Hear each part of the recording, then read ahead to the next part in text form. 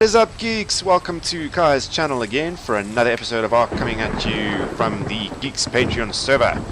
Today we look at improving our barn and doing a nice little upgrade that makes it look better than a tin of sardines. Right, on that note, first things first, I unfortunately will be recording yet again in my base. I know I said last episode I was not going to do that, but things have changed. As you can see, still no platform saddle. Sorry, Brutus. So unfortunately, we won't be doing that this episode, and we won't be going through the caves either. What I will be doing is showing you the unnecessarily high amount of dung beetles I have in my greenhouse. 1, 2, damn, they're camouflage well. 3, and 4. Really cool having so many of these guys, as there is now so much fertilizer, it's not even funny. I had to build another row of crop plants just because I had so much fertilizer I didn't know what to do with it. And we have a new addition to the team, Snail, named Slippy.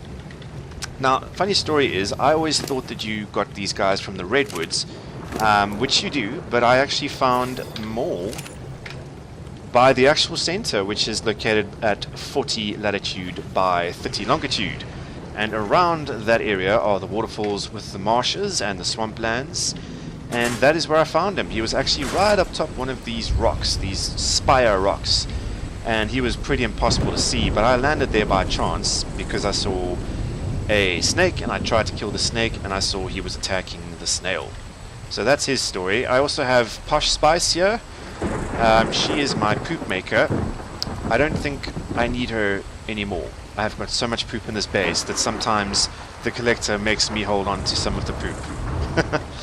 Alright, so before we begin, I just wanted to show another upgrade that I did. I made a common room area here, which is quite cool for days and nights that you're working overtime, like I will be tonight in my graveyard shift.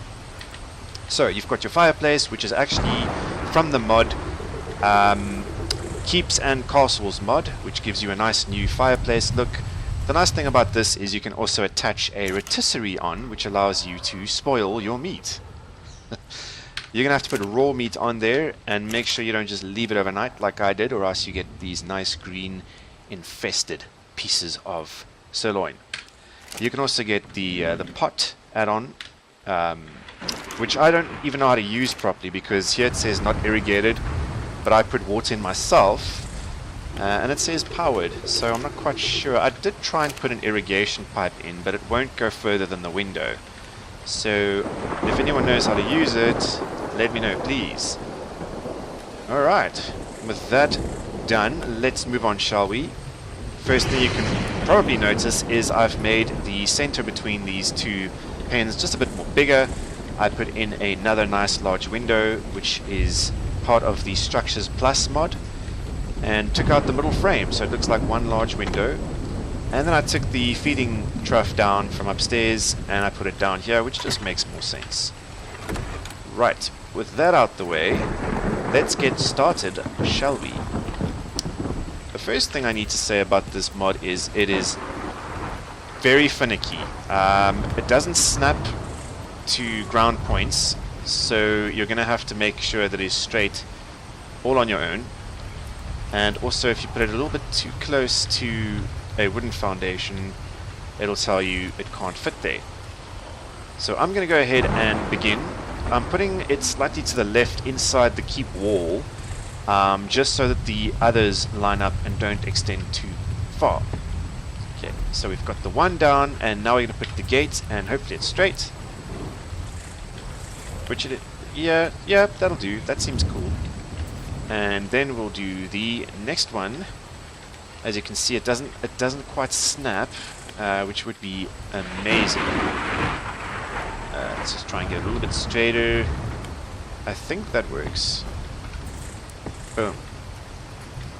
Yeah, that's pretty good actually. I was expecting it to be a bit more skew than that. Right, so we're going to try just the third one. Let's make it straight.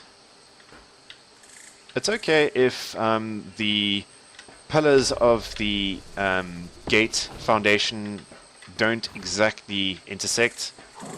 As long as everything is reasonably straight, it'll look okay. Alright, I'm just going to do these two quickly and I'll bring you guys back.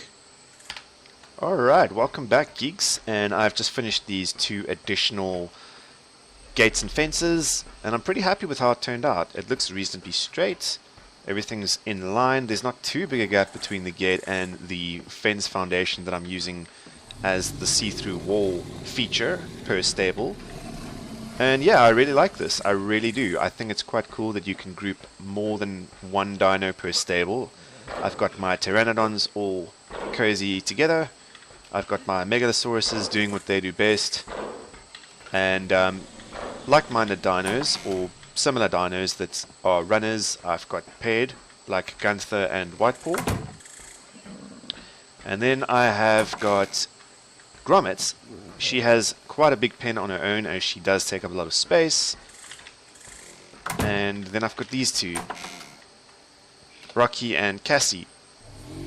And the reason I didn't build a divider between these two like I did for Gunther and Whitepaw, which, well, yeah, it's because they're both kind of wide. So getting on and off of these guys when you've got the divider is a bit of a mission. So I just let it be a bit more open plan. So leave me some comments and a like if you like this episode, and subscribe if you'd like to see more. In the meantime, thank you very much for watching, and have a good day, everyone. Bye-bye.